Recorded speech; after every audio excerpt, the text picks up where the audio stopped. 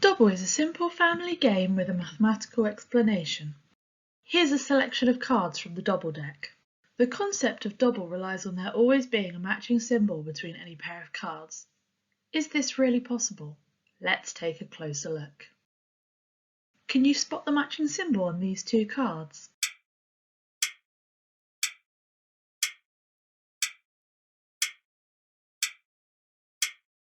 Did you manage to spot the question mark?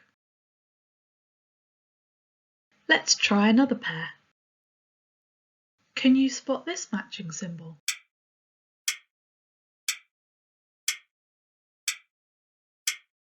Did you spot the heart?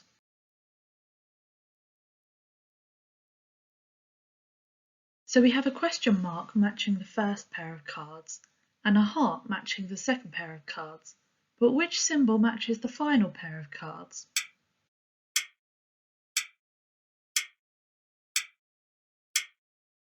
Did you spot the candle? How many did you manage to spot? Did you manage to spot all three? So, what is Dobble and how does it work? For those of you that aren't familiar with the game, here's a quick overview before we start. Dobble is a multiplayer game and can be played in pairs or with the whole family. The more people you play it with, the more competitive it gets as you race to be the first to spot the matching symbol. There are many different minigames to try, but the concept is the same. Spot the matching symbol quicker than your opponents and you'll win the game.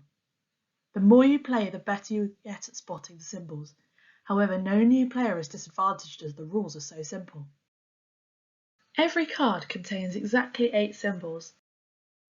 No symbol can appear on a card more than once, and between any two cards there is exactly one matching symbol. Each deck of Dobble contains 55 of these cards. However, I'll show you later on in the video how it's possible to have 57, and there are actually 2 missing cards. How do we know that there is exactly one matching symbol between any pair of cards? You're probably thinking that we could go through and check every pair of cards until we find one that does not match. However, Dobble contains 55 cards. This would take far too long to check every single combination. Adding up all these possibilities, we have a total of 1,485 combinations to check. We can write this shorthand as 55 choose 2, which means out of 55 cards, we would like to know the number of unique ways we can select cards in groups of 2. Let's start with a simplified model using only 7 cards. Here we have the smallest finite projective plane. This is known as the Fano plane. This is constructed using 7 points and 7 lines. Any 2 points are connected by exactly one line, and any 2 lines intersect at exactly one point. Assigning a unique symbol to each point and a unique colour to each line, we can now construct our own mini Dobble deck. Each line represents one of our cards. As any 2 lines intersect at exactly one point, we know that each pair of cards share exactly one symbol. Here's our selection of cards from earlier. How many different symbols can you see? There are actually 57 unique symbols in a standard game of Dobble. Now we know there are 57 symbols, we can use this to construct the Dobble cards in a similar way to the Fano plane. Let's represent these symbols by 57 points. Let's start our finite projective plane with a 7 by 7 array. We can then add 8 additional points so that we have 57 in total. Within the 7 by 7 array, we draw 7 parallel lines, each joining 7 different points. We then connect these to one of our 8 additional points. As the lines are parallel, they only intersect here. We can also draw 7 similar parallel lines from the other additional points. These diagonal lines we can see are actually wrapped diagonal lines. Each different shade is a different parallel line. There are 7 in total on each diagram. Here we can see that the different groups have different gradients. This means that any 2 lines intersect at exactly one point. Let's look at an example.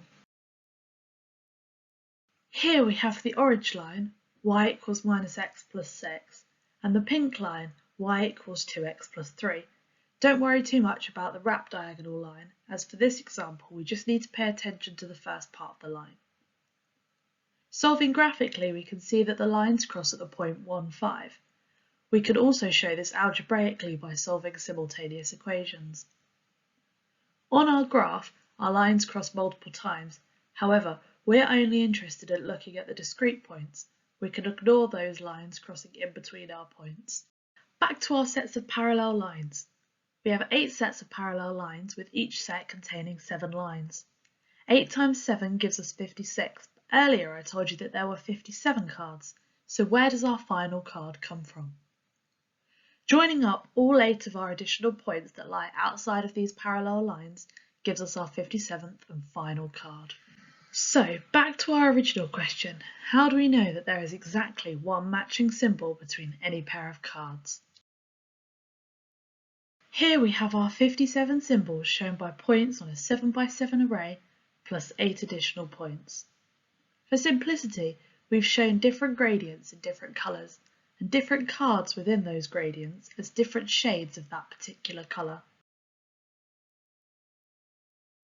Overlaying our different sets of parallel lines, we can see that this gets a little complicated. This is why we normally show each of these on a separate array. As we can see, the different coloured lines intersect, but this can only happen at exactly one point as the lines are linear and have different gradients. Don't forget we must also include our final line which wraps around our infinite points. This is similar to the circle in the plane. Here we have the 57 cards in our double deck. We've just shown that 2 cards contain exactly one matching symbol, but double only contains 55 cards. Let's find the missing 2 cards. We know that every symbol should appear on 8 different cards within the double deck. We also know that the 2 missing cards must have exactly one symbol in common. This means that out of our 57 symbols, 1 appears only 6 times and 14 appear only 7 times. Let's find out what these are. After sorting through the cards, we find that there are only 6 cards featuring a snowman. This means that for the 2 missing cards, the matching symbol has to be a snowman. We can place these onto the 2 missing cards. Now we must find the other 7 symbols for each of these blank cards. Here we have 8 cards. Every card features a snowflake. As every pair of cards can only have one matching symbol, we know that all other symbols on these cards must be unique. Comparing the full set of symbols on the snowflake cards with the 6 containing a snowman, we can use a process of elimination to find out which symbols don't already feature on a card with a snowman. These are the 14 symbols that we're looking for. The reason there are no missing symbols on this card is because this card is a duplicate. It features both a snowflake and a snowman, and therefore it's shown as appearing in both sets of cards. Don't worry though, it only appears in the deck once. This is just a visual representation. Now we know our 14 symbols, we need to allocate them to the 2 missing cards.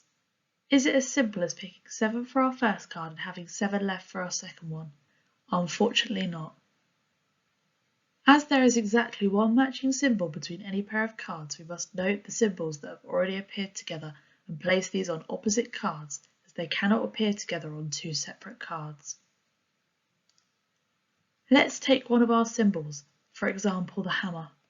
We know the hammer is one of the symbols on our missing card, and therefore there must be 7 other cards which also feature a hammer. Let's take a look at these and circle in red all those symbols that already appear alongside the hammer. These cannot feature again with the hammer and therefore must be allocated to the other card. The remaining symbols don't already feature with the hammer and can therefore be placed on the missing card alongside the hammer. Now that we've found our 2 missing cards, we now have a maximally sized double deck with 57 cards in total. So, to summarise, during this video we've learned that every pair of cards within the double deck contain exactly one matching symbol. There are a total of 57 symbols used in the game, and the standard deck of double is actually 2 cards short. We've seen that the plane can be used to model a simplified version of the game, using 7 cards, 7 symbols, with 3 symbols per card. We've then taken this concept and expanded it using parallel lines and gradients to show how the game works with 57 symbols, using 57 cards and 8 symbols per card. I hope you enjoyed learning about the maths behind Dobble. And finally, if you have a spare 5 minutes, please consider filling out my survey linked to the description below, letting me know how much you engaged with the video and any other feedback you may have. Thank you for watching.